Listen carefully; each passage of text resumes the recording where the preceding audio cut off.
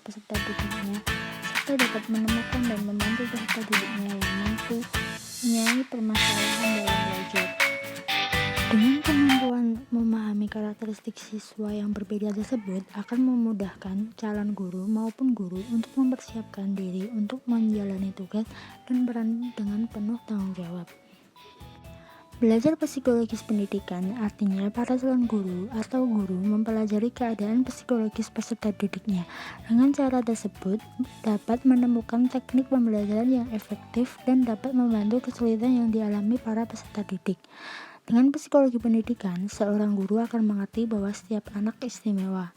Mereka mempunyai kebutuhan belajar dan teknik yang berbeda-beda, maka tidak semua anak dapat memahami suatu proses belajar dengan teknik yang sama.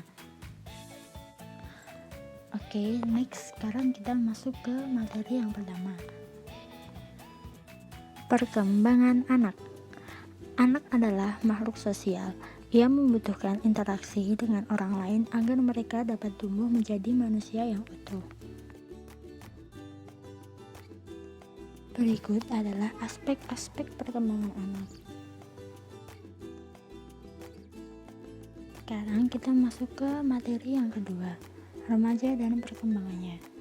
Remaja adalah masa peralihan manusia dari anak-anak menuju dewasa yang berjalan antara 11 tahun sampai 21 tahun.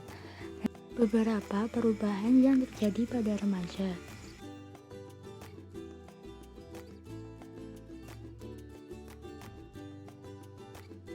Dan inilah contoh yang timbul pada masa remaja. 3. Perkembangan individu. Faktor atau sumber perbedaan individu ada dua, yaitu faktor bawaan dan faktor lingkungan. Macam perkembangan individu. 1. Intelijensi atau problem solving. 2. Kepribadian. 3. Temperamen. 4. Gaya belajar. 4. Teori belajar behavioristik. Menurut teori behavioristik, belajar adalah perubahan tingkah laku sebagai akibat adanya interaksi antara stimulus atau rangsangan dan respon atau tanggapan. Berikut merupakan ciri-ciri teori behavioristik.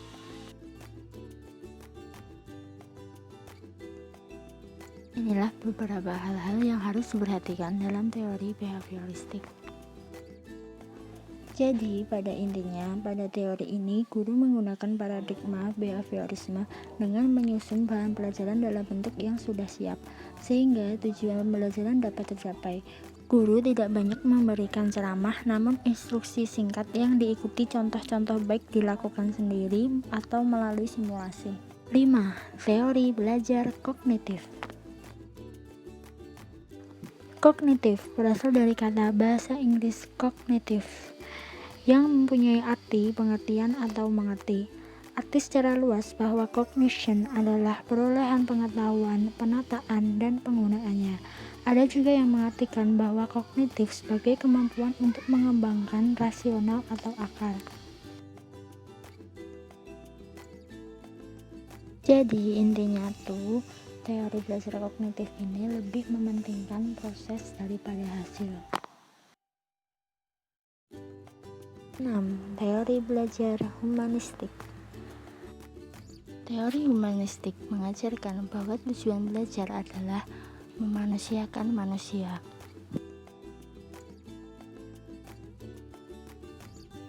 Adapun kekurangan dan kelebihan teori belajar humanistik adalah sebagai berikut.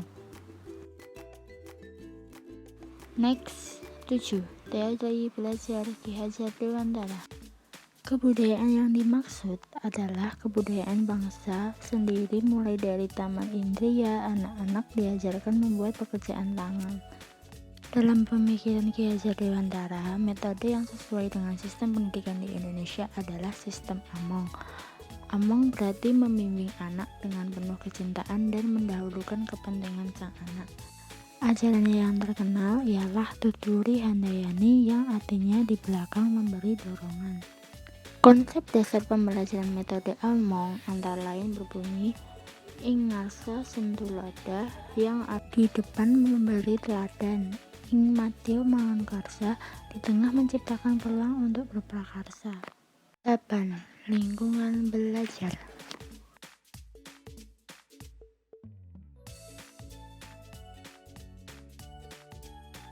Faktor lingkungan memegang peranan penting dalam proses belajar. Faktor lingkungan yang perlu diperhatikan dalam proses siswa belajar adalah sebagai berikut. Next, 9. Motivasi belajar. Motivasi belajar adalah suatu dorongan internal dan eksternal yang menyebabkan seseorang atau individu untuk bertindak atau mencapai tujuan. Motivasi belajar penting bagi siswa dan guru. Bagi siswa, pentingnya motivasi belajar adalah menyadarkan kedudukan pada awal, proses, dan hasil akhir belajar. 10. Evaluasi belajar. Aspek yang dinilai. 1. Proses belajar. Seluruh pengalaman belajar yang dilakukan siswa. 2. Hasil belajar.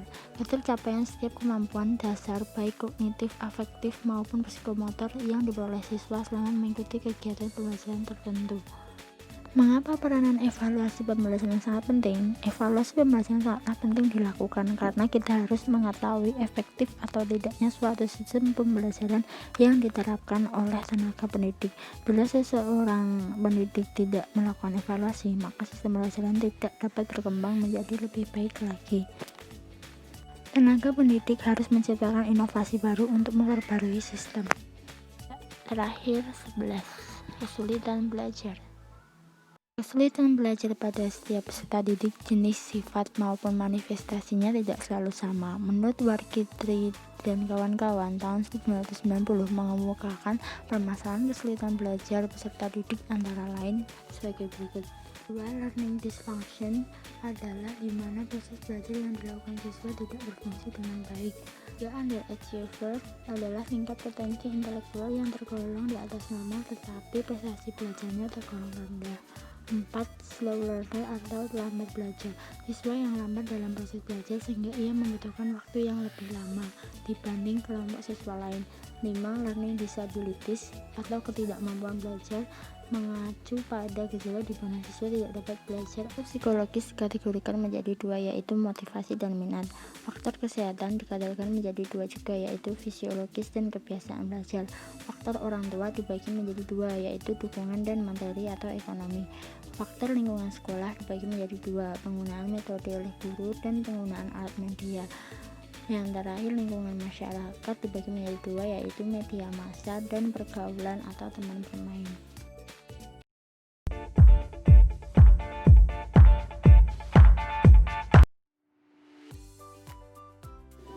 Seharusnya pendidikan di Indonesia itu menyesuaikan minat dan bakat anak. Jadi jangan dipukul rata kayak semuanya harus pandai matematika. Di sini siswa bebas untuk memilih pelajaran yang diinginkannya sesuai minat dan bakatnya masing-masing. Seperti di materi psikologi pendidikan tentang perbedaan individu, karena setiap individu itu mempunyai skill atau kemampuannya masing-masing. Nah, inovasi ini diharapkan dapat mengekspor kemampuan dari masing-masing individu. Pilihan guru di mana seorang guru dibekali teknik untuk mengajar siswa. Tidak dapat dipungkiri bahwa dalam pembelajaran seorang siswa melakukan perbuatan menyimpang. Alasan kuat beberapa pelajar yang tidak mempunyai kualitas menonjol adalah kepercayaan dirinya atas apa yang dilakukannya dalam pembelajaran. Sesuai dengan teori belajar behavioristik, dalam pendidikan seperti ini siswa dapat berkreasi dengan percaya diri di samping dorongan atau motivasi guru, atau guru memberikan sistem atau cara yang menarik yang dapat memacu semangat. Sarana-prasarana sangat penting untuk menunjang kegiatan pendidikan yang bermutu. Sarana-prasarana yang lengkap dapat membuat siswa nyaman belajar. Ini menyangkut materi tentang lingkungan belajar. Tentunya di era sekarang ini, iptek juga sangat penting di bidang pendidikan. Bagi siswa, mereka tidak akan ketinggalan tentang informasi mengenai ilmu pengetahuan yang menyangkut pelajaran, dan dapat menambah wawasan serta dapat menciptakan sumber daya manusia yang lebih inovatif.